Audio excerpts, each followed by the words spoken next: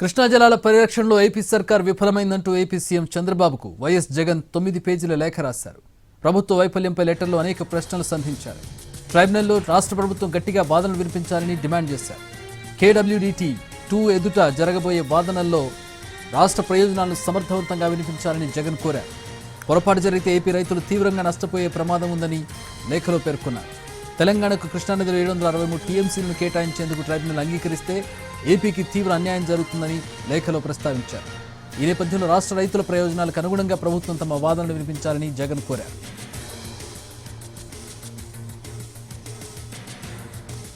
రాయలసీమ ప్రాజెక్టులపై టీడీపీ ప్రభుత్వం నిర్లక్ష్యంగా వ్యవహరిస్తోందని జగన్ లేఖలో ఆరోపించారు. 1996లో చంద్రబాబు ఏపీ ముఖ్యమంత్రిగా ఉన్నప్పుడే ఆల్మట్టి ప్రాజెక్టు ఎత్తును 519.6 మీటర్ల నుంచి 524.25 మీటర్లకు పెంచే పనులు ప్రారంభమయ్యాయని గుర్తు చేశారు. ఆ సమయంలో రాష్ట్ర వ్యాప్తంగా ప్రతిపక్షాలు రైతులు దీన్ని తీవ్రంగా వ్యతిరేకించారని లేఖలో కోట్ చేశారు. ఆల్మట్టి ఎత్తు పెంపు వల్ల ఏపీ హక్కులకు ముప్పు ఏర్పడుతుందని, దీనిపై అప్పట్లో ఎన్ని ఆందోళనలు చేసినా చంద్రబాబు పట్టించుకోలేదని జగన్ రాసుకొచ్చారు.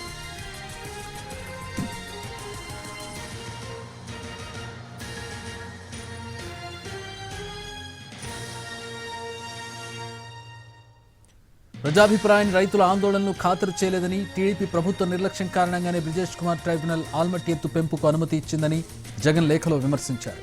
2014లో ఏర్పడిన టీడీపీ ప్రభుత్వం కృష్ణానదిపై ఏపీ హక్కులను తెలంగాణకు పూర్తిగా వదిలేసిందని ఆరోపించారు. ఇప్పుడు మళ్లీ చంద్రబాబు సీఎంగా ఉన్న సమయంలోనే రాష్ట్ర ప్రయోజనాలను కాపాడాల్సిన పరిస్థితి ఏర్పడిందని జగన్ అన్నారు. ఈ క్లిష్ట పరిస్థితుల్లో టీడీపీ కూటమి ప్రభుత్వం రాష్ట్ర హక్కులను సమర్థంగా కాపాడాలని, బచావా ట్రిబ్యునల్ కేటాయించిన 512 టీఎంసీల నికర నీటిలో 1 టీఎంసీ తగ్గిన రాష్ట్రానికి తీవ్ర అన్యాయం జరుగుతుందని జగన్ లేఖలో పేర్కొన్నారు. దీనికి చంద్రబాబు ప్రభుత్వమే పూర్తి బాధ్యత వహించాలని లెటర్లో ప్రస్తావించారు.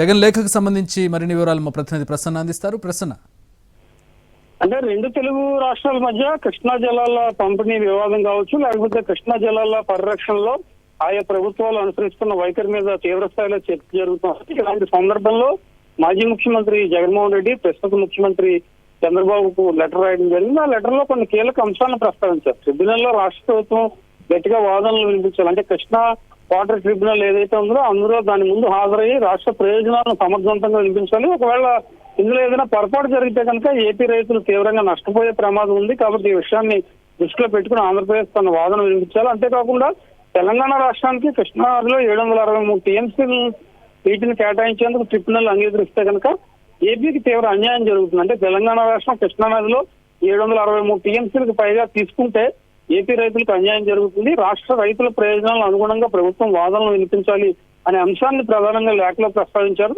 రాయలసీమ ప్రాజెక్టుల మీద టీడీపీ ప్రభుత్వం నిర్లక్ష్యంగా వ్యవహరిస్తోంది. అంటే ప్రస్తుతం ఉన్న కూటమి ప్రభుత్వం ఈ విషయాన్ని దృష్టిలో పెట్టుకుని కూడా చర్యలు తీసుకోవాలి. 96లో చంద్రబాబు మొదటిసారి ముఖ్యమంత్రి అయినప్పుడు ఆల్మట్టి ప్రాజెక్టు ఎత్తు 519 మీటర్ల నుంచి 524 మీటర్లు పెంచారు. అంటే దీనివల్ల ఏం జరిగిందంటే అప్పట్లో ఆంధ్రప్రదేశ్ కి నీటి కేటాయింపుల ప్రయోజనాలు దెబ్బతిన్నాయి.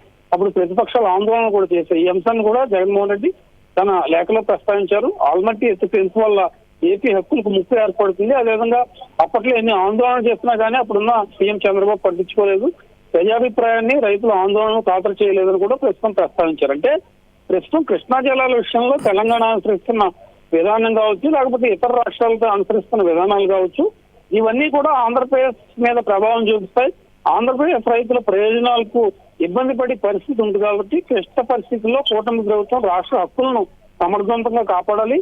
అదేవిధంగా బచావత్ ట్రిబ్యునల్ అంటే బచావత్ ట్రిబ్యునల్ అప్పట్లో నీటి కేటాయింపులకు సంబంధించి ఏ రాష్ట్రం ఎంత టీఎంసీలో నీటిని వాడుకోవాలి, అందులో నికర నీటి శాతం ఎంత ఉంటుంది, ఒకవేళ ఈ నీటిని కన్నా ఎక్కువ వాడుకుంటే ఆ రాష్ట్రాలకు ఎలాంటి ఇబ్బందులు ఉంటాయి అనే అంశాలను కూడా ప్రస్తావించారు. కాబట్టి బచావత్ ట్రిబ్యునల్ కేటాయించిన 512 అంటే ఏపీ కేటాయించిన 512 టీఎంసీల నికర నీటిలో 1 టీఎంసీ తగ్గినా కూడా రాష్ట్రానికి తీవ్ర అన్యాయం జరుగుతుంది. కాబట్టి దీనికి సంబంధించి చంద్రబాబు ప్రభుత్వం బాధ్యత వహించాలని జగన్మోహన్ రెడ్డి తన లేఖలో ప్రస్తావించారు. ఇంచుమించు 9 పేజీల లేఖ ప్రధానంగా మాజీ ముఖ్యమంత్రి రాయడం జరిగింది. కాబట్టి ఇప్పటికే మనకి బనకచెర్ల ప్రాజెక్టు సంబంధించి ప్రభుత్వం వెనక్కి తగ్గింది. తెలంగాణ ప్రభుత్వం కొన్ని అభ్యంతరాలు వ్యక్తం చేసింది.